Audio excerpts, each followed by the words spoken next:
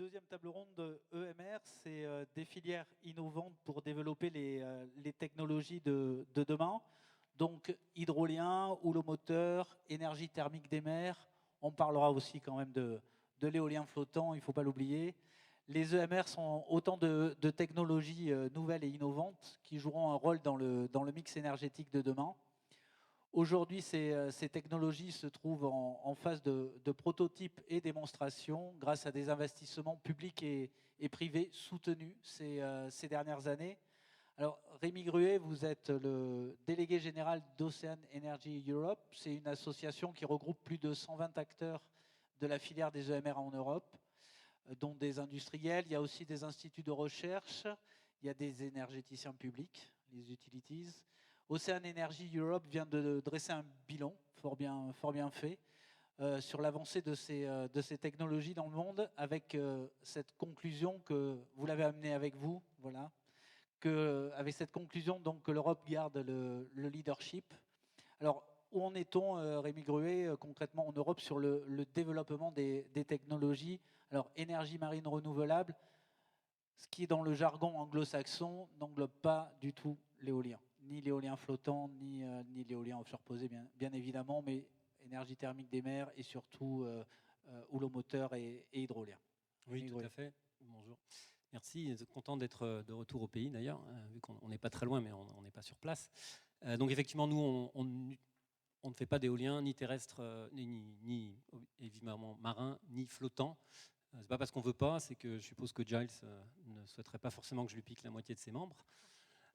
Donc, on est effectivement focalisé sur l'hydrolien, le houlomoteur, énergie thermique des mers, gradient de salinité et aussi tidal range, donc tout ce qui est marémoteur. Je vais me focaliser sur les trois principaux, en commençant par l'hydrolien, je vais y arriver. Puisque aujourd'hui, c'est une technologie qui est au stade de la ferme pilote, même si certains sont aussi en train de développer des nouveaux prototypes. Donc on est un petit peu entre les deux.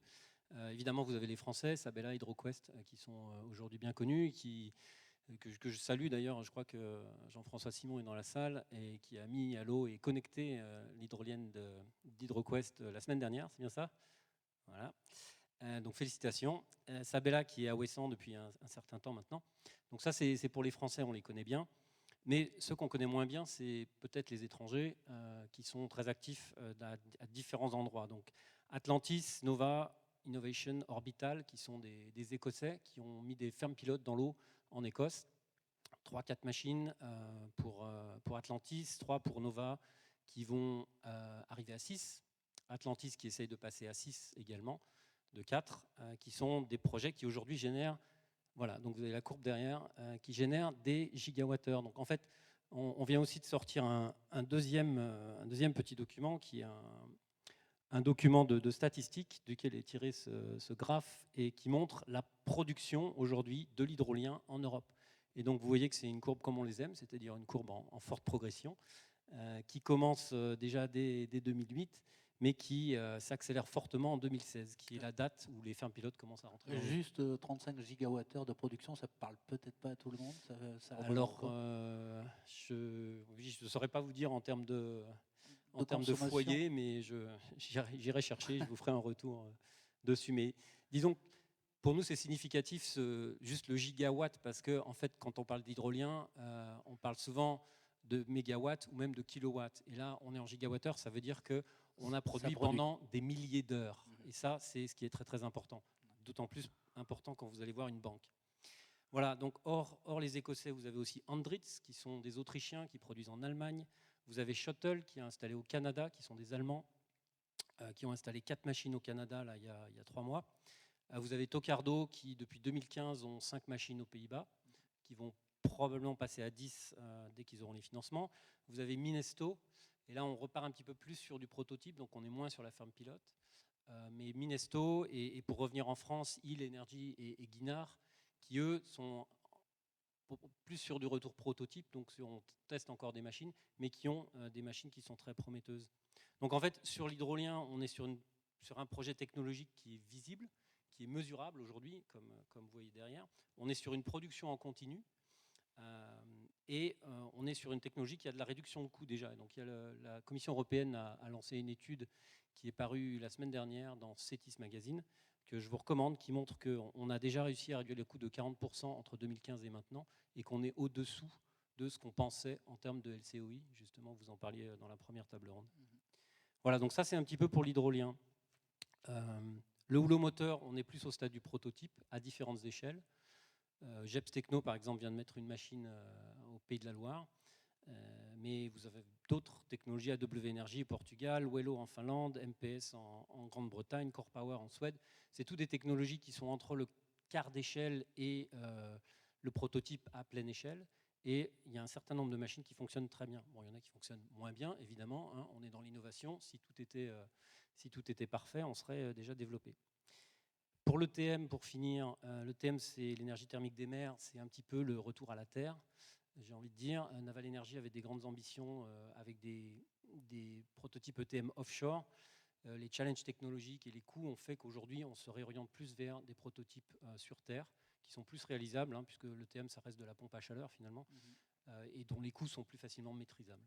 Voilà, donc ça c'est un petit peu un panorama de là où on en est technologiquement en Europe. Et justement, dans votre bilan, vous soulignez aussi que l'avance de l'Europe dans les EMR, elle n'est plus aussi marquée. Si on dominait la tête et des épaules, maintenant, on commence à être rattrapé par d'autres pays, d'autres continents. Quels sont les pays, justement, dans le monde qui mènent la compétition avec l'Europe et où en sont-ils de leur développement ? Alors oui, c'est tout à fait vrai. En fait, pour l'instant, on garde un avantage technologique qui est très très clair. Ça se voit sur les brevets qui sont déposés, ça se voit sur les technologies qui sont implémentées à l'étranger. Mais par exemple, le Canada, sur l'hydrolien, qui a une ressource excellente, a mis sur la table un tarif de rachat et une subvention directe pour mettre des machines hydroliennes dans la baie of Fundy, qui est donc le côté atlantique du Canada. Et ce qui m'amène à la raison principale pour laquelle on a un risque aujourd'hui de perdre notre avantage technologique, c'est que d'autres pays mettent sur la table des mécanismes de soutien. Et aujourd'hui, on a un manque, je crois qu'on en entendait parler tout à l'heure sur la première table ronde, on a un manque de signal de marché et on a un manque de signal des États disant oui, nous voulons investir dans ces technologies. Et je crois que c'est Giles qui disait le marché peut délivrer et les entreprises en Allemagne ont besoin d'une visibilité de marché. Donc, au-delà du Canada, il y a d'autres pays qui investissent. Le Japon, par exemple, est en train de finaliser l'achat d'une hydrolienne qui devrait évoluer ensuite vers une ferme hydrolienne. Les US investissent 70 millions par an de dollars dans le houlomoteur. Et puis, il y a aussi des pays dont on ne penserait pas qu'ils puissent être intéressés à ce stade de développement. Par exemple, l'Indonésie, la Corée, le Chili, même le Ghana. Donc, vraiment des pays qui ne sont pas du tout aussi riches que la France, mais qui ont identifié un potentiel local, qui ont une bonne ressource et qui ont des conditions qui font que ça peut les intéresser. Je finirai par la Chine, qui est évidemment sur un peu tous les marchés. Pas toujours le meilleur joueur, comme on l'a vu dans l'éolien, et on a les mêmes problèmes dans l'hydrolien. Il y a des machines qui ressemblent fort aux machines européennes en Chine, mais à l'offshore de Shanghai, il y a une grosse ressource hydrolienne, et il y a un certain nombre de machines qui sont déjà développées là-bas. Très bien, merci Rémi Gruet pour ce panorama très complet des technologies donc émergentes dans les énergies marines renouvelables. Xavier Guilloux, vous êtes le responsable des politiques énergétiques marines à la Direction générale des affaires maritimes et de la pêche à la Commission européenne. L'Union européenne s'est fixé un objectif de 32% d'énergie renouvelable dans sa consommation d'énergie en 2030. Cela amène, et c'est vous qui m'avez glissé le chiffre, cela amène à viser entre 60 et 70% pour la production d'électricité par les renouvelables. Les technologies émergentes ont donc un rôle à jouer dans ce futur mix énergétique européen. Et l'Europe a du reste déjà beaucoup investi dans les EMR. Depuis 2010, 3 milliards d'euros qui ont été injectés pour porter la recherche et l'innovation, dont un tiers de fonds publics et 2 tiers d'argent privé. Alors, lorsque vous entendez le bilan dressé par Rémi Gruet, vous dites l'Europe doit intensifier encore son soutien à ces technologies ou pour conserver l'avantage du leadership ou maintenant il faut attendre que le marché il commence à émerger et puis et à commencer à rapporter, à avoir un développement commercial. Vous avez un micro ici. bonjour. Merci beaucoup pour votre accueil. Oui, nous devons continuer à soutenir cette filière. Alors, comme vous l'avez indiqué dans votre introduction, la décision publique est déjà la décision publique est déjà Mettez-le plus près. un facteur de un facteur de signal de marché, hein, comme vous l'avez indiqué. Déjà, l'Europe collectivement, nous construisons une crédibilité avec ces premiers objectifs pour 2020. 20% d'énergie renouvelable en 2020, c'est un objectif réellement ambitieux. On est avec l'échéance se rapprochant, les derniers pourcentages sont difficiles à obtenir, mais on s'est construit une crédibilité collective en montrant qu'on peut atteindre des objectifs ambitieux et assez rapides. Ces objectifs de 32% pour 2030 sont aussi un marqueur important. On sait qu'on doit accélérer. Faire pratiquement en 10 ans le double de ce qu'on a fait en 25-30 ans, avec un outil industriel qui est déjà plus en place et plus mature. Récemment, il y a quelques mois, la Commission européenne a proposé une stratégie pour 2050 de décarbonisation, avec un scénario de décarbonisation complète. Et ce qui est intéressant peut-être comme marqueur de cette transition, et on parlait un peu plus tôt aujourd'hui de révolution énergétique, et je pense que le terme est bien choisi, c'est que selon nos analyses, une décarbonisation en 2050, ça voudrait dire produire sans doute 2 fois plus d'électricité pour couvrir les besoins aussi d'un transport qui serait décarboné et une industrie qui serait aussi largement décarbonée. Et ça voudrait dire probablement un quart de toute cette production électrique qui viendrait de l'offshore, contre 1 à 2% aujourd'hui. Donc on voit bien que la dimension maritime, offshore, et derrière toute l'industrie qui en découle, sont le principal marqueur de cette transition et cette révolution énergétique, et qu'il convient d'en prendre la mesure. Et que la dimension maritime, et je travaille dans un département qui s'occupe des affaires maritimes et de l'ensemble des politiques maritimes, a un rôle croissant et majeur à jouer sur ce secteur-là.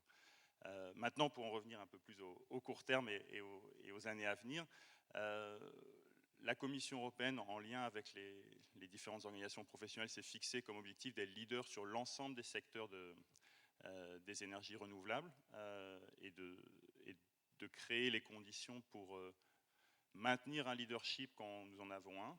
C'est le cas pour l'éolien offshore, c'est le cas pour les énergies marines renouvelables. Donc ça, c'est un engagement politique, mais un engagement politique qui est utile de suivre et de mettre en action.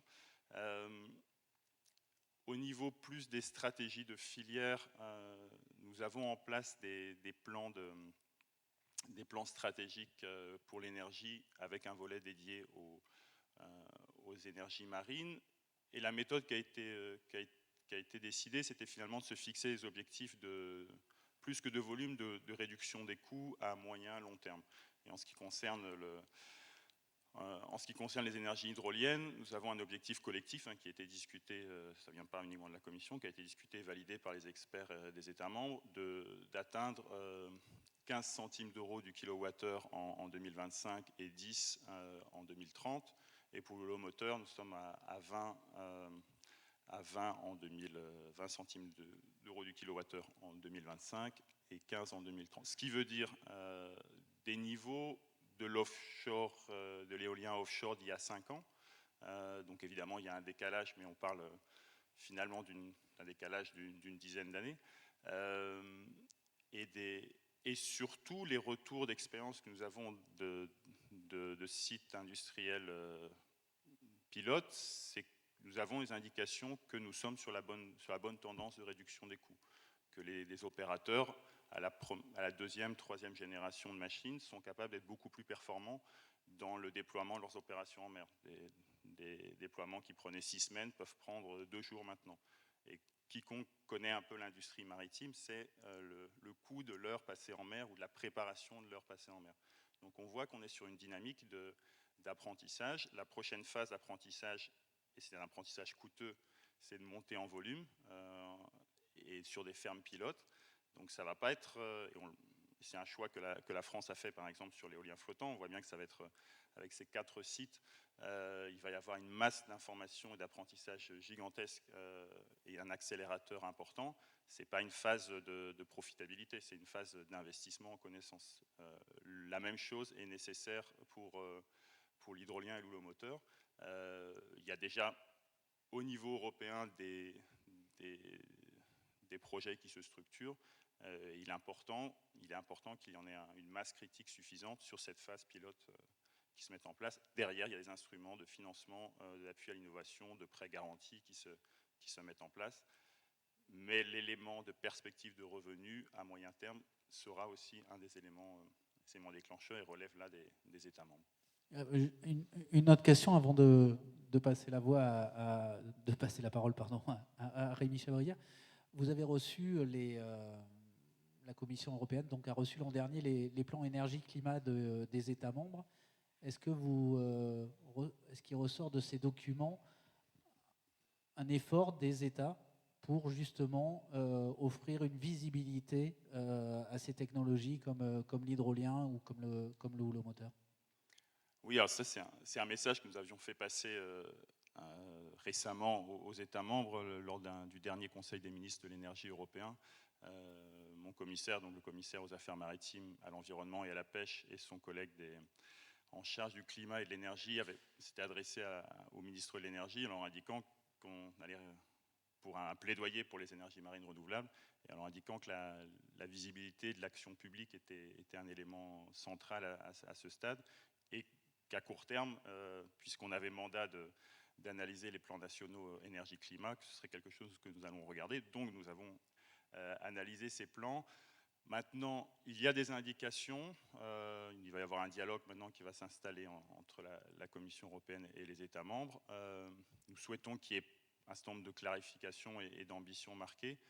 Il faut bien garder à l'esprit que c'est des plans d'ensemble, donc qui couvrent toute la transition énergétique, aussi bien l'efficacité énergétique, les questions de bâtiments, les questions de transport, les questions d'agriculture industrielle.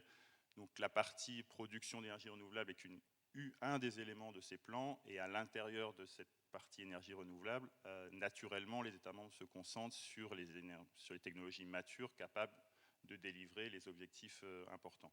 Néanmoins, il y a un espace que nous les incitons à saisir sur la partie technologie émergente, recherche et innovation, pour lesquelles il serait intéressant d'avoir des marqueurs et des indications pour ces filières. Merci monsieur Guillou de votre intervention concernant donc les soutiens européens. Rémi Chavrier, vous êtes le directeur production et énergie durable à l'ADEME. Donc l'agence de l'environnement et de la maîtrise de l'énergie soutient le développement des énergies marines renouvelables en France, au travers notamment des investissements d'avenir. Et vous me signaliez que les programmes successifs des investissements d'avenir avaient soutenu les EMR à hauteur de 390 millions d'euros. Vers quelle direction l'ADEME a-t-elle orienté jusqu'à présent ses soutiens, et on a évoqué la question là, des fermes pilotes, et ça serait... Voilà, on avait des projets hydroliens de fermes pilotes justement soutenus par les programmes d'investissement d'avenir. Donc voilà, je vous laisse répondre vers quelle direction l'ADEME justement a orienté jusqu'à présent ses soutiens. Alors peut-être d'abord, effectivement, je pense que c'est important de rappeler le chiffre que vous évoquiez. Xavier Guillou nous parlait de donc 3 milliards d'euros au niveau européen depuis 2010, c'était ça? Oui. Dont un tiers privé, dont un tiers public, donc ça fera 1 milliard d'euros public. On est pas mal. Enfin, de temps en temps, c'est quand même bien de se le redire, parce qu'effectivement, 390 millions d'euros en France, à travers le programme des investissements d'avenir, qui ont été affectés sur les énergies marines renouvelables depuis 2010, c'est le plus gros poste d'utilisation des investissements d'avenir côté transition énergétique en France, ce sont les énergies marines. Voilà. Ça ne veut pas dire qu'on a atteint tout ce qu'on aurait voulu atteindre avec ça. Vous évoquiez certains projets qui ont eu des difficultés, mais quand même, voilà, il y a eu un mouvement important qui a été mis là-dessus. Peut-être pour dire ce à quoi ça a correspondu. Dans un premier temps, c'est 5 appels à projets spécifiques investissements d'avenir qui ont été lancés. Je signale aux uns et aux autres qu'il y en a un qui est ouvert jusqu'au 19 septembre 2019. Donc, et qui concerne les EMR globalement. Sachant que dans un premier temps, les IA étaient très concentrés sur en gros du gros projet multipartenarial. Et depuis plusieurs années, on développe un programme spécifique qui s'appelle le concours d'innovation, qui est plus dédié en gros à des PME sur des projets petite, moyenne taille. La dernière levée du concours d'innovation, on est en train d'instruire en ce moment 9 projets sur les EMR, donc ça continue à bouger. Peut-être pour dire sur les grands projets des premiers appels à projets, il y a eu 23 projets financés, donc sur les 390 millions d'euros, c'est sur 23 projets. Il y en a aujourd'hui une moitié à peu près qui sont encore en vie, ce qui ne veut pas dire qu'ils soient tous morts, ça veut dire qu'il y en a qui sont terminés. Il y a certains projets, notamment sur du développement des démonstrateurs de briques technologiques qui sont aboutis. D'autres, effectivement, vous évoquiez les 2 fermes pilotes, du Rhin-Blanchard, qui, pour des raisons différentes, mais qui finalement conduisent au même résultat, se sont arrêtés. Mais voilà, il y a aujourd'hui aussi bien de l'hydrolien marin avec Ocean Quest, de l'hydrolien fluvial à Génitia, de l'houlomoteur, pour ce qui concerne le flottant, évidemment, les 4 fermes pilotes qu'on attend avec impatience, mais qui sont, voilà, c'est quand même un signal important qui a été. Il y a une date butoir pour ces fermes pilotes. On dit 2021, il faut qu'elles soient mises en service, c'est ça? On espère qu'elles seront mises en service en mais 2021. Ce n'est pas une date butoir pour nous. Bon, voilà, tout ça qui est bien connu. Peut-être il y a un projet. J'ai failli la faire. J'ai pas fait exprès, je vous promets. Il y a un projet phare. Bon, qui vient d'être qui s'appelle phare, que tout le monde connaît ici, je pense, qui est en cours de contractualisation. On n'a pas dû signer encore, mais on est vraiment en train de. En tout cas, la communication a été faite. Voilà, mais on est vraiment dans la finalisation des virgules et des lignes du contrat, et qui a vraiment, pour nous, un intérêt démonstrateur qu'on voit tous bien, qui est, vous connaissez tous ce projet où il y a à la fois de l'hydrolien, du PV avec différentes technologies PV, y compris du flottant, de l'éolien, du stockage sur une île. Donc voilà, ça sera une démonstration vraiment de la capacité à gérer une certaine autonomie énergétique sur des zones non interconnectées. Il y en a d'autres en France, il y en a d'autres dans le monde entier. Donc c'est vraiment une jolie démonstration. Ce qu'il faut dire, c'est qu'on soutient aussi des projets moins spectaculaires, moins visibles, plus modestes. J'évoquais le concours d'innovation où en gros, sur les projets qu'on a en ce moment, ça doit être entre 800 KE et 5 millions d'euros d'investissement. Donc c'est des projets de moyenne taille, de PME, sur de l'hydrolien fluvial, sur du... Je me plante tout le temps parce que, voilà, je ne vais pas dire de bêtises, parce qu'une fois que j'ai dit le titre, je suis à peu près au bout de ce que je pourrais en dire de manière sur les gradients de salinité. Mais on finance aussi des projets de R&D pur sur affiner des gisements hydroliens ou optimiser des systèmes houlomoteurs. Voilà. Donc il y a vraiment une panoplie de soutien qui reste important, et ce qui est important aussi, pour lesquels on continue à avoir des projets. Donc voilà, pour nous, c'est pas, on est très loin, c'est très loin d'être une fin, mais il y a un mouvement qui est engagé, qu'on continue à alimenter et qu'on continuera à alimenter. Alors avec, en termes comme perspective, comme vous l'avez vu, on a à peu près tapé sur tout le. On a eu des projets ETM qui n'ont pas abouti en finale, mais qui avaient été soutenus dans le cadre des IA. Je pense qu'on est à peu près sur toute la panoplie qui a été évoquée tout à l'heure.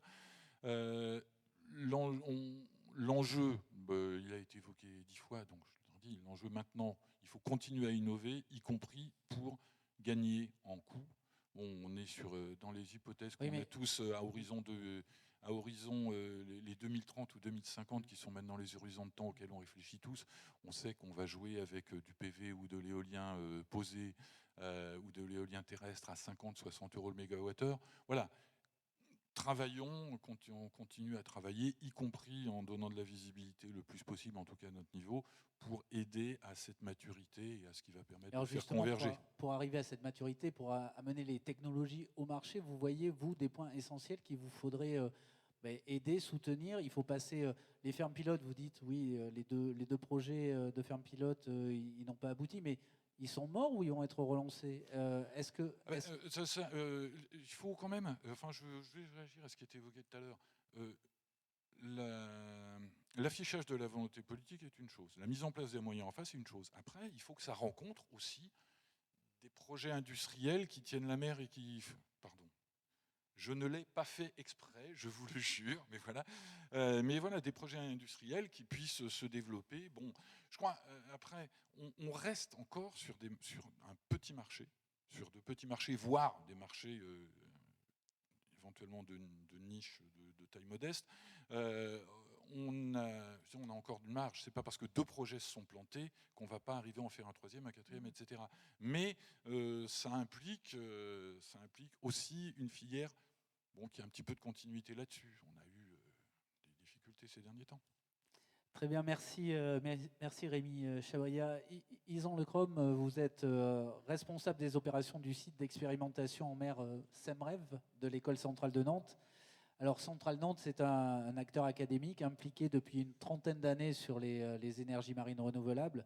Vous possédez des moyens d'essai des bassins pour tester les prototypes à échelle réduite. Et SEMREV s'est imposé ensuite comme l'étape logique pour amener ces démonstrateurs en mer afin d'y mener des expérimentations en conditions réelles et à échelle 1. Au-delà de la technologie, de la conception des machines, sur quelles problématiques SEMREV a-t-il permis d'avancer dans la connaissance des énergies marines renouvelables? Alors, bonjour tout le monde. Déjà, merci de me donner la parole puisque les moyens d'essai sont rarement mis en avant. Et donc, je suis content de pouvoir m'exprimer aujourd'hui devant vous. Vous êtes 2. Oui, mais c'est vrai. C'est super qu'on soit 2 aujourd'hui. Et donc, ça va permettre d'expliquer peut-être un peu mieux l'importance de notre activité. Et typiquement, pour répondre à votre question, ce sur quoi on a pu avancer sur la connaissance, c'est typiquement ce qui est autour de la technologie et ce qui ne se voit pas généralement. Je ne sais pas qui a eu l'occasion d'aller déjà sur le site SEMREV voir l'éolienne flottante FloatGen. Quand on arrive sur site, on voit uniquement l'éolienne flottante. Généralement, on a déjà pénétré dans la zone interdite à la navigation. Quand on découvre le balisage maritime, on distingue à peine les équipements océano-météo qui sont disséminés dans le site. Et on ne voit pas du tout les équipements immergés qui permettent de maintenir l'éolienne flottante en position ou alors de la raccorder au réseau. Donc en fait, c'est sur tout ce qui entoure l'éolienne flottante et donc les technologies EMR qu'on a permis d'acquérir de la connaissance. Alors, notamment sur la mise en place et le suivi des autorisations, sur l'amélioration de la connaissance de l'environnement marin, sur l'appréhension des impacts environnementaux des EMR, sur la sécurité et la surveillance de l'exploitation électrique offshore, sur certaines briques technologiques communes à la filière, notamment les systèmes d'ancrage ou les câbles dynamiques. Donc finalement, c'est ça qui représente la mission du site d'essai et ça a été voulu comme tel, puisque ça permet aux développeurs de se focaliser uniquement sur sa technologie et d'éviter de se disperser sur des problématiques parallèles ou connexes qui restent importantes, mais qui peuvent être mutualisées au niveau du moyen d'essai. Et donc, la manière dont nous, on voit un peu l'activité du site et ce sur quoi on travaille, c'est bien, finalement, faciliter l'accès au marché en réduisant le temps de développement et aussi en maîtrisant les coûts, en réduisant les coûts du fait de ces investissements communs. Et donc aujourd'hui, il y a eu un retour d'expérience à peu près sur des démonstrateurs d'éoliennes flottantes. Il y en a eu au Portugal, vous en avez une à SEMREV, il y en a eu une en Norvège. Là, on est passé aux fermes pilotes. Il y a des retours d'expérience sur les hydroliennes. Rémi Gruet nous a listé tous les proto-démonstrateurs sur le houlomoteur. Pourquoi encore investir dans la recherche et l'innovation? Il n'y a pas un moment où on se dit, bon, voilà, ça y est, on est arrivé, on a quelque chose qui va tenir la route. Maintenant, essayons plutôt de la mener au niveau commercial. C'est une bonne question. C'est vrai qu'il existe ce premier retour d'expérience sur des démonstrateurs, mais c'est des prototypes. Et à l'heure où on cherche à réduire les coûts pour atteindre les objectifs gouvernementaux, européens, en termes de prix, de volume, ça nous paraît essentiel. En fait, on peut penser que l'innovation va avoir un rôle significatif dans l'atteinte de ces objectifs. et ça ne va pas être qu'une question d'échelle. On a beaucoup parlé d'échelle, surtout sur la première table ronde. Ici, on parle d'innovation, c'est l'autre facteur qui va permettre d'atteindre les bas coûts des technologies EMR. Alors, c'est d'ailleurs des stratégies d'investissement R&D ambitieuses qu'on voit dans toutes les industries pérennes ou plus éprouvées, l'automobile, l'aéronautique. C'est parce que c'est de cette façon qu'on va réussir à concevoir des produits concurrentiels, des produits différenciants qui vont nous permettre de rester compétitifs, qui vont nous permettre de valoriser notre savoir-faire sur la scène internationale. Donc nous, à l'École centrale de Nantes, on a plutôt tendance à penser que plus la filière va devenir mature et plus elle va nécessiter de besoins d'expérimentation. C'est d'ailleurs des expérimentations qui vont être difficiles à mettre en place sur des zones pilotes ou des zones commerciales, puisque les modèles économiques sont complètement différents. Et il n'y a pas toujours une place pour l'erreur ou pour l'expérimentation. Donc, on a, quand on introduit une innovation d'une manière réussie, ça passe généralement par la réduction des risques pour les investisseurs, les assureurs, les prêteurs. Et donc, ouais, et ça permet de baisser les coûts. Et c'est donc cette réduction des risques qui va permettre, enfin, c'est là où la démonstration prend tout son sens, et c'est là où ça va devenir un facteur clé de la commercialisation. Donc, l'expertise de l'ECN depuis plusieurs années, comme vous l'avez dit, c'est d'accompagner l'innovation tout au long de son chemin, de la première idée jusqu'à la démonstration à échelle réelle, du TRL 1 au TRL 8, on dit souvent ça. Et c'est finalement en utilisant ces moyens d'essai, donc des outils de simulation numérique, des bassins d'essai pour tester des prototypes à échelle réduite, ou des moyens d'essai plus importants comme le SEMREV, qui permettent de réaliser des essais à échelle réelle. TRL 8, pour situer, on est au commercial? Non, TRL 8, on est sur la démonstration certification, donc on est typiquement dans le cas de Flowgen, on est sur le proto. D'accord. Et justement, SEMREV, ça n'a pas vocation à aller plus loin que le prototype. Et donc, en termes d'espace, vous n'avez pas forcément la place pour installer des fermes pilotes, des choses de ce genre. C'est-à-dire que l'avenir de SEMREV, il se situe où exactement? Alors, peut-être avant de répondre à cette question, je vais juste rappeler rapidement les caractéristiques du site d'essai. C'est quand même assez important parce que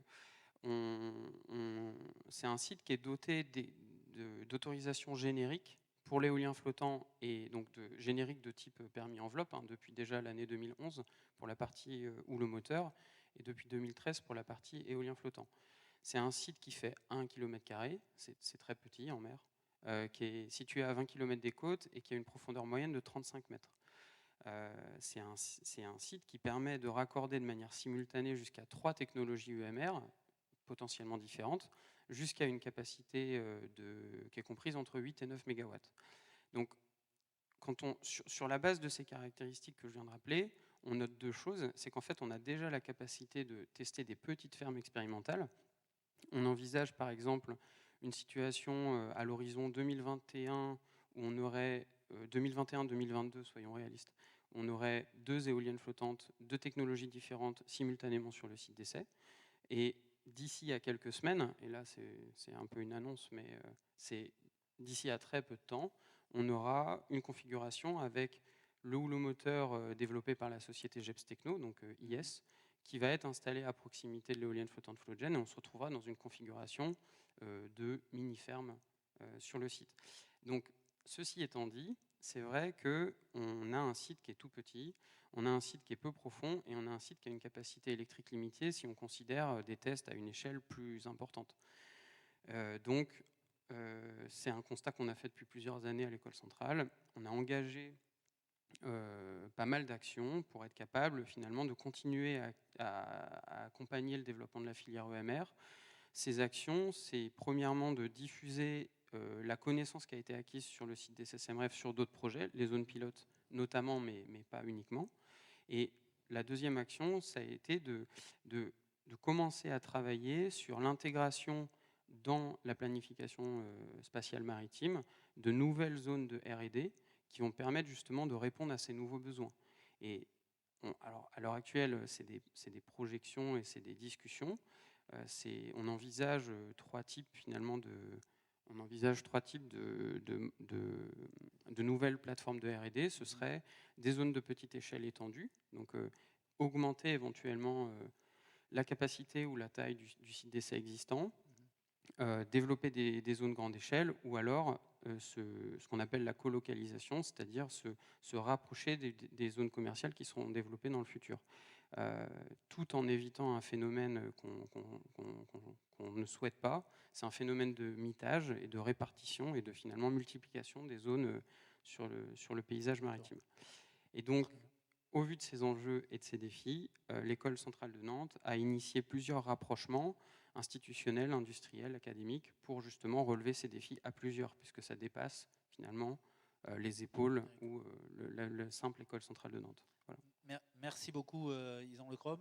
Marc Lafosse, vous êtes le président donc, de la commission énergie marine renouvelable au syndicat des énergies renouvelables. Vous êtes par ailleurs président du cabinet énergie de la Lune, qui est actionnaire donc, de Synéo. Là encore, un site d'essai pour l'hydrolien qui se situe à Bordeaux, site sur lequel se trouve encore un démonstrateur, d'hydrolienne irlandais, ce qui montre la dimension européenne que vous soulignez tout à l'heure du travail mené sur les énergies marines renouvelables.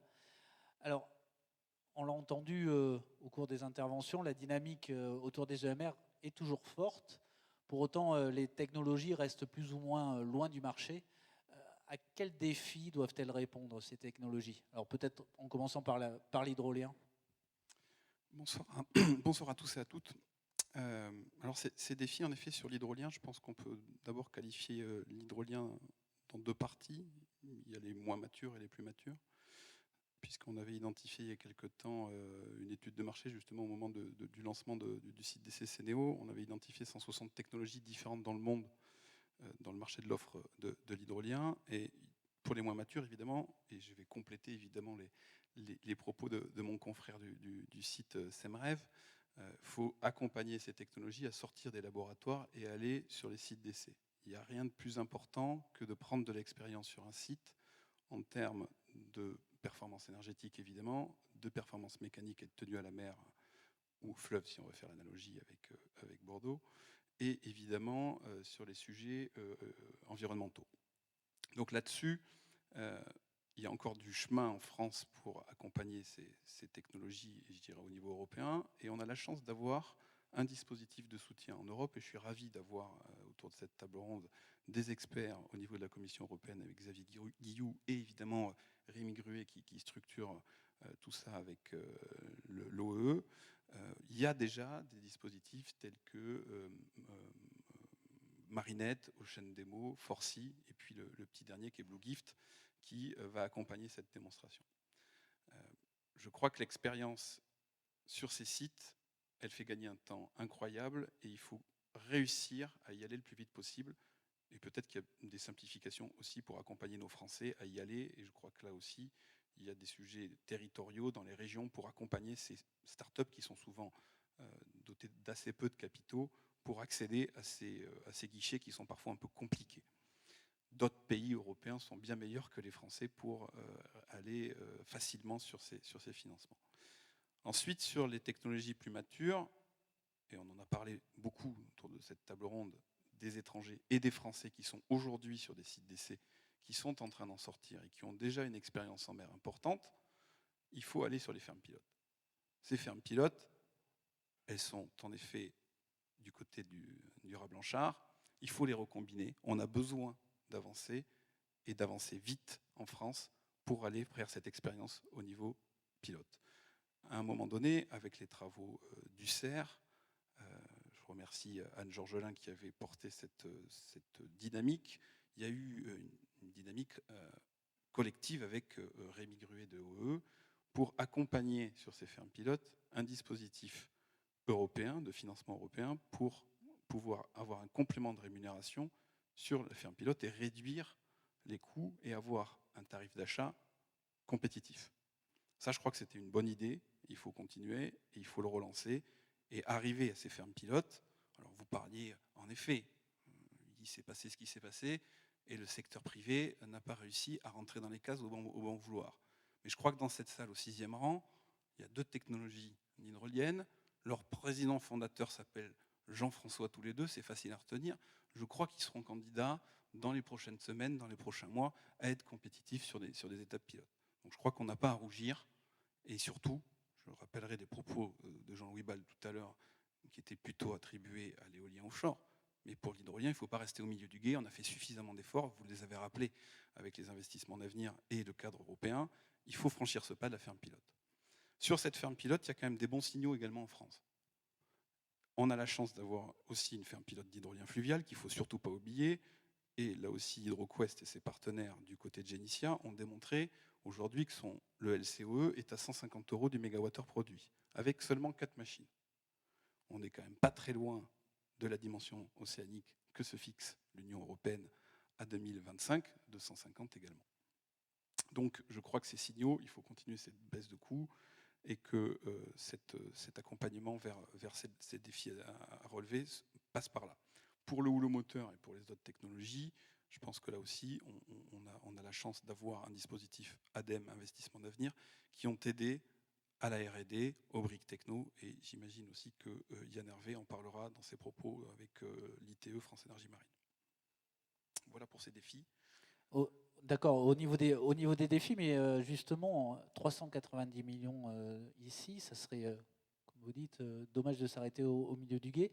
C'est-à-dire que au-delà de la ferme pilote, il faut peut-être aller voir plus loin. On est dans la période de négociation de cette PPE. Il semble qu'aujourd'hui, on se satisfasse de quelques signaux, juste une ferme pilote ou quelque chose comme ça, ou il faut mettre des mégawatts dans la PPE concrètement après 2025, sur la tranche 2025-2028.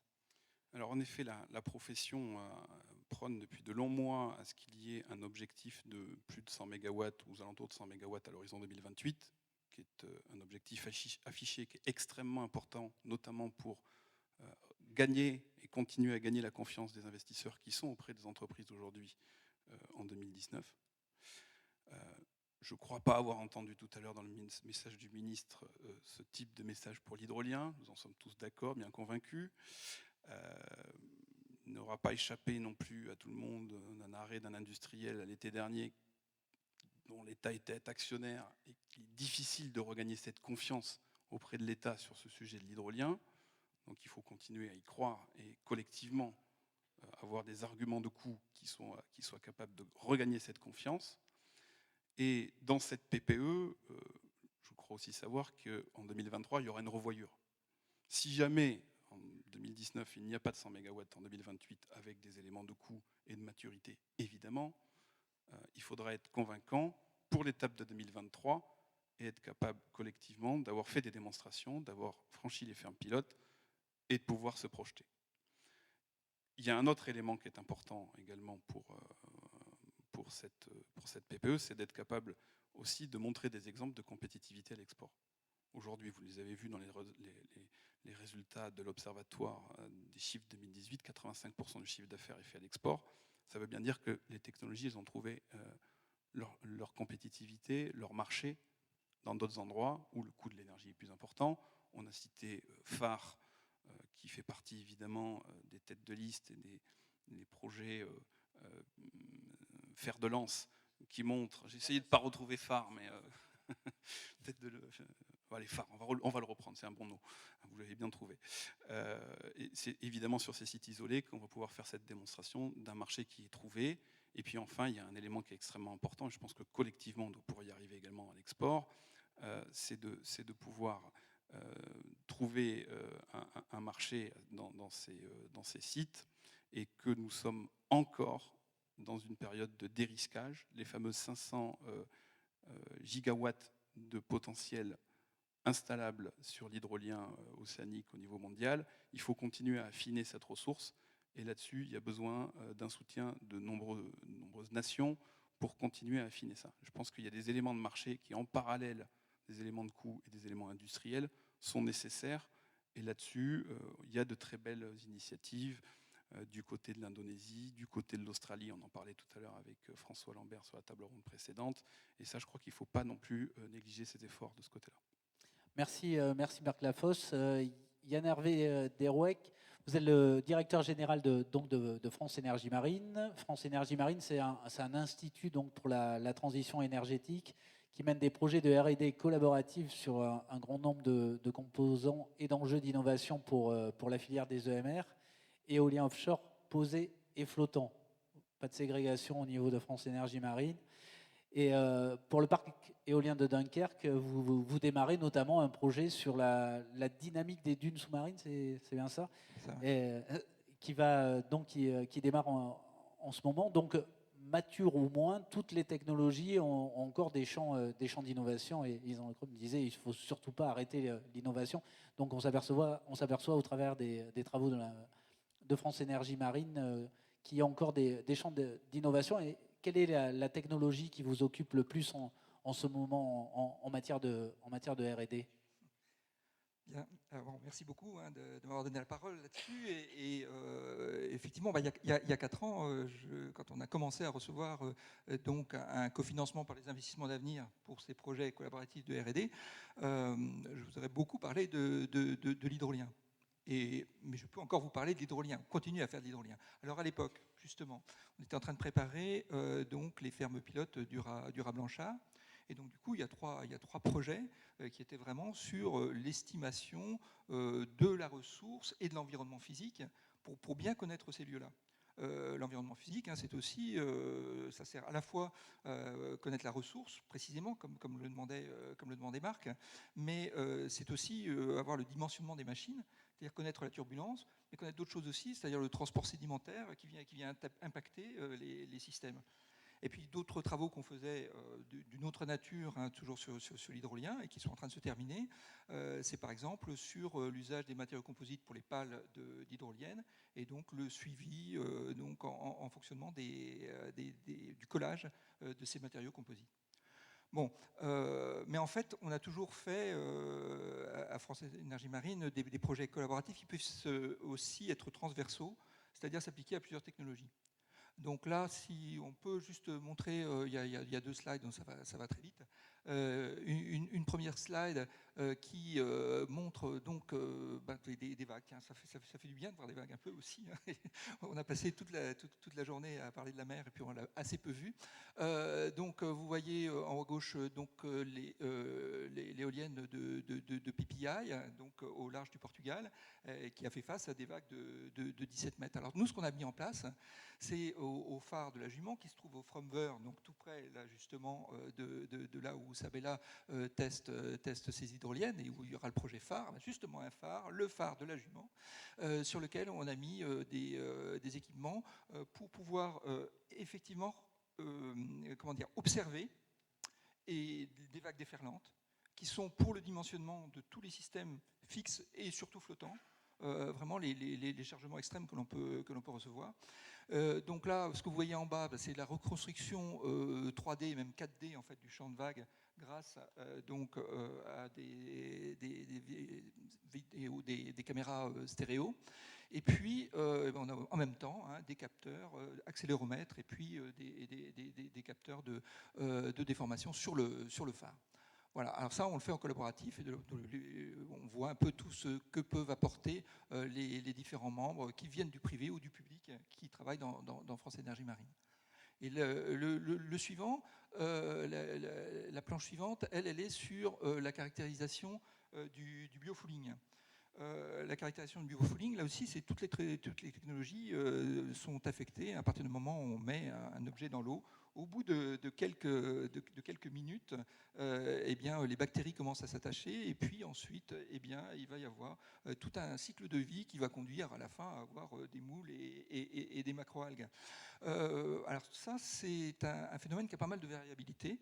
Et ce qu'on s'est engagé à faire, en fait, c'est essayer d'avoir des procédures pour bien estimer comment va évoluer justement ce biofouling.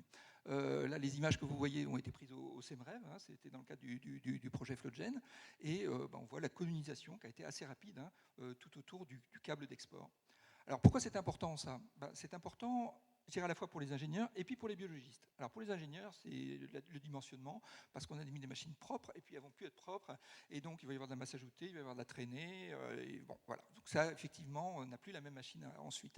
Et puis pour les biologistes, c'est aussi répondre à certaines questions qu'on leur pose sur, attendez, là vous êtes en train de mettre un nouvel objet en mer, qu'est-ce que ça va être? Est-ce que ça va avoir un effet récif? Est-ce que ça va avoir un effet relais sur des espèces invasives? Là aussi, tout dépend du lieu sur lequel on va se trouver. Donc, ce que l'on a fait là, en résultat de ce premier projet, puis il y en a un deuxième qui prend la suite, et ce projet s'appelle ABIOP, c'est un atlas des côtes littorales, où on voit justement toute la biblio qui peut exister et toutes les données qui peuvent exister dans ce domaine.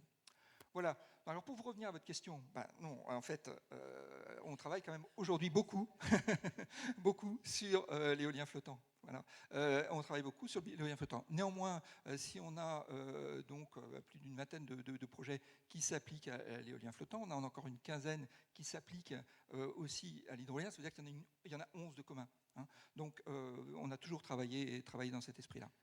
Sur l'éolien flottant, on travaille sur quoi? Sur la base d'un flotteur avec une éolienne, ou on travaille aussi sur autre chose qu'une éolienne sur un flotteur, avec un concept de machine qui serait un petit peu plus évolué? Je pense à Eolink, où on est carrément plus sur un flotteur lambda comme Principal Power. Oui, enfin, disons que oui, on travaille aussi des projets sur donc éoliennes à axe vertical aussi. Oui, il y en a toujours. Il y en a toujours. L'ADEME en avait aussi supporté, aussi voilà. Et il y a toujours de nouveaux projets dans ce domaine, parce que ça a ses avantages. Le centre de gravité est plus bas, donc on peut avoir une stabilité plus facile à acquérir. Il y a donc aussi effectivement le concept Eolink, que l'on a aussi un peu incubé sur la France Énergie Marine dans ses premières phases, permet de ne plus avoir un seul mât, mais d'avoir 4 mâts. Donc on a sur toute la mécanique et sur le poids du système de gros avantages. En plus, elle est auto-orientable. Enfin, il y a un certain nombre d'avantages qui font partie de ce qu'on a dit tout à l'heure, c'est-à-dire qu'il faut effectivement, sur l'innovation, trouver des ruptures. Et c'est ça qui va permettre de baisser les coûts. Il faut toujours, et il y en aura à tous les niveaux. Hein. Il y en aura au niveau de prototypes, puis ensuite qu'il faut faire passer effectivement à la simulation numérique, la simulation physique, et puis les tests en mer, etc. Justement, question sur les enjeux liés à la R&D collaborative. Et est-ce que les enjeux liés justement à cette R&D collaborative sont différents de ceux de la R&D des entreprises? Chaque acteur travaille pour lui. Est-ce que vous, au niveau de votre travail de la R&D collaborative, les enjeux sont différents? Oui, forcément, effectivement, on ne va pas traiter exactement les mêmes sujets. S'il y a un enjeu effectivement concurrentiel, les entreprises vont préférer travailler avec une seule équipe académique, et puis voilà, il y aura effectivement une certaine forme de collaboration, mais elle s'arrêtera là dans sa largeur.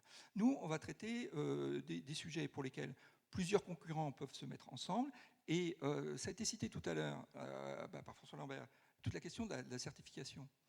C'est là où il faut vraiment travailler ensemble. Si on ne travaille pas ensemble, si on ne s'accorde pas sur un certain nombre de procédures pour faire certifier les systèmes, pour arriver à des standards, là, on perd énormément d'argent, et c'est des choses qu'on ne peut pas faire seul. Donc là, typiquement, un projet collaboratif est la réponse. L'autre type de réponse, c'est quand on est sur plutôt une intégration un peu verticale. Intégration verticale, c'est quand on réfléchit, je vais vous donner un exemple aussi, on a parlé des sous-stations tout à l'heure, on a dit ça fait que 5% du coût, voilà. N'empêche qu'on réfléchit à un nouveau concept de sous-stations immergées, à des sous-stations flottantes, et là, on intègre tout un grand nombre d'acteurs qui veulent travailler ensemble, et ça, c'est typiquement des projets collaboratifs qui peuvent se développer dans ce cadre-là. Puis enfin, pour le collaboratif, et alors c'est vrai que chez nous, c'est le programme qui s'est développé le plus rapidement, c'est tout ce qui est impact environnemental, ou je dirais plutôt intégration environnementale.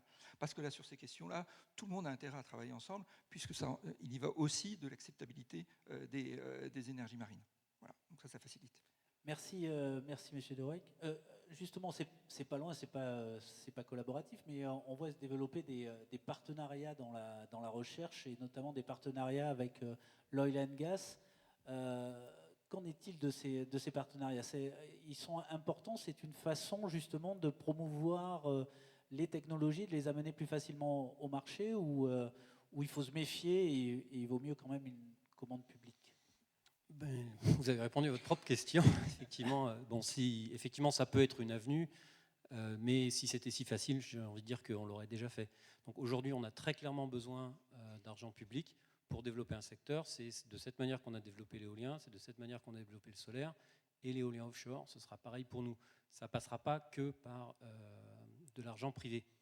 Et donc à ce sujet, en fait, j'ai envie d'utiliser votre question, si vous me permettez, pour poser une question à Rémi Chabriat. Peut-être qu'entre Rémi, on va s'entendre. Si nous, en tant qu'association européenne, on peut vous amener de la dette publique à hauteur de 50% d'un projet, et qu'en plus, on peut vous amener une subvention directe à hauteur de, disons, 20%, sachant qu'en plus, je ne dépense pas mon argent, je dépense l'argent de la Commission européenne, donc ça m'arrange pas mal. Est-ce que vous seriez prêt à rediscuter avec les industriels qui sont, eux, tout à fait prêts à se remettre autour de la table, de fermes pilotes sur l'Ara Blanchard? Parce qu'aujourd'hui, je ne vous fais pas cette proposition en l'air. Nous, ça fait 3 ans qu'on travaille avec Inofin EDP, qui a un programme de dette à taux réduit. Et quand je dis réduit, c'est en dessous de ce que l'éolien terrestre peut obtenir. Et le Innovation Fund, qui est un programme de financement de fermes pilotes, justement, via de la subvention directe. Donc, c'est 2 programmes qui pourraient être combinés. Et je peux vous garantir que si on va à la Commission européenne en leur disant on a deux industriels français, on a un certain nombre d'industriels européens qui pourraient manufacturer, produire en France et mettre des fermes pilotes dans le Raz Blanchard, vous aurez un certain nombre d'oreilles très très ouvertes. On discute ? Peut-être pas négocier le contrat ici quand même. Non, on va rien négocier. On va évidemment, on va évidemment rien négocier ici. La question est posée, on la voit bien venir. Je dirais simplement que l'ADEME est très loin d'être le seul décisionnaire et le seul impliqué là-dedans. Voilà, on a des sujets à discuter. On a des sujets à discuter aussi avec la DGEC, aussi avec le CGI, donc le commissaire général à l'investissement, qui est l'argentier du programme des investissements d'avenir. Bon, voilà, tout ça. Je pense que, tout le monde a été échaudé ou déçu. On peut dire simple, par ce qui a pu se passer. Je l'évoquais tout à l'heure. À l'échelle du développement des systèmes énergétiques dans ce pays ou en Europe, je veux dire, voyons comment, c'est un petit phénomène. À l'échelle de cette niche qui est l'hydrolien, aujourd'hui, c'est évidemment un tremblement de terre, mais voilà, on doit pouvoir dépasser ça. Donc on n'est pas du tout fermé à cette réflexion-là. Elle n'est pas complètement simple non plus. J'ai oublié un truc tout à l'heure, du coup, tant que j'ai le micro, parce qu'après je vais le reposer, et puis en plus, mon carrosse se transforme en citrouille dans 13 minutes. Mon carrosse se transforme en taxi pour aller à la gare, pour être plus précis. Dans les éléments sur lesquels on a à miser en termes d'innovation, et y compris pour baisser les coûts, ça rejoint vraiment ce qui a été évoqué tout à l'heure, par plusieurs intervenants, par Xavier Guilloux, par nos collègues des centres d'essai.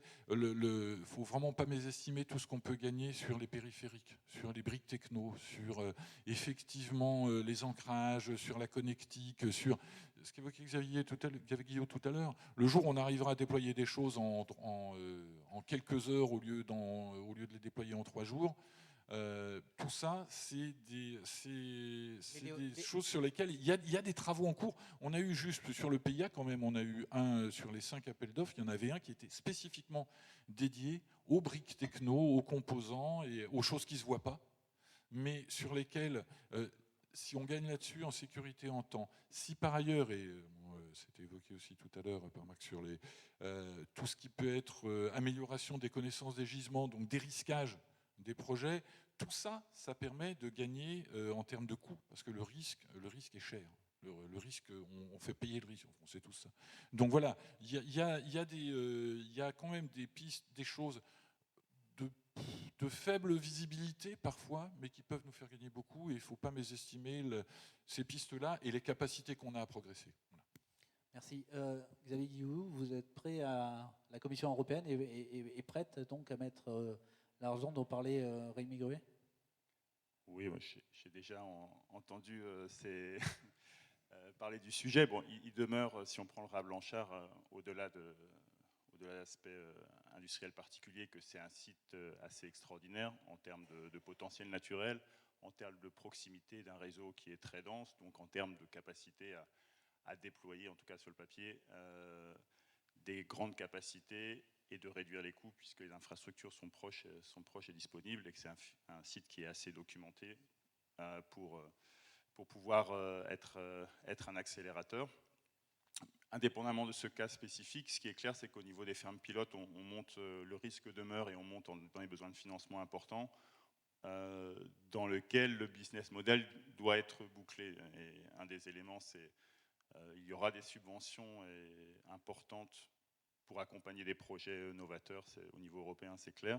Il y aura des facilités de prêt pour boucler, et la quote-part, elle n'est pas forcément très élevée, surtout qu'on parle de petites capacités, finalement, à l'échelle de système énergétique. Il faudra qu'il y ait des formes de revenus. Alors après, à chacun d'inventer son modèle. Ça peut être des incitations fiscales pour les acheteurs, ça peut être des tarifs de rachat, ça peut être mais il faut qu'il y ait un élément de revenus qui commence à apparaître pour boucler. Je pense que ça peut être intéressant de le mettre aussi sur papier. Vous mentionnez effectivement que vous n'étiez pas le seul décideur. Je crois que c'est un travail de fond que la filière peut faire collectivement. C'est au-delà des cercles recherche-innovation, et c'était l'objet de nos discussions avec les ministres de l'énergie, de faire passer l'idée qu'on peut produire de l'énergie performante en mer, alors que en général les systèmes énergétiques sont principalement terrestres dans un certain nombre d'États membres européens, et que des systèmes décentralisés de petites structures complémentaires qui apportent une complémentarité en termes de production et de stabilité ont une valeur en soi pour cela. Donc on est sur une phase de nouveaux process, et donc ce travail collectif d'information pour convaincre est important. Ça passe, et c'était mentionné aussi par Marc tout à l'heure, s'il y a des rendez-vous maintenant ou en 2023, de démontrer à échelle plus grande et que la technologie peut s'étendre.